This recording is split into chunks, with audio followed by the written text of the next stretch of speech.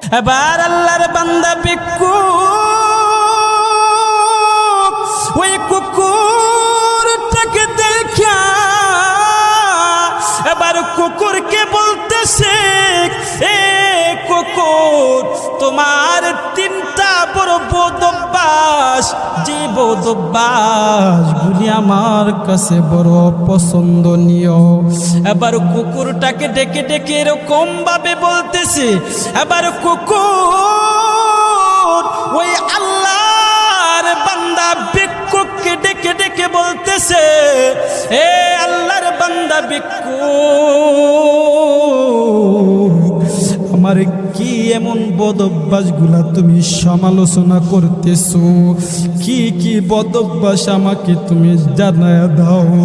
এবার আল্লাহর বান্দা এবার ভিক্ষুক এবার একে একে তিনটা বদ অভ্যাসের কথা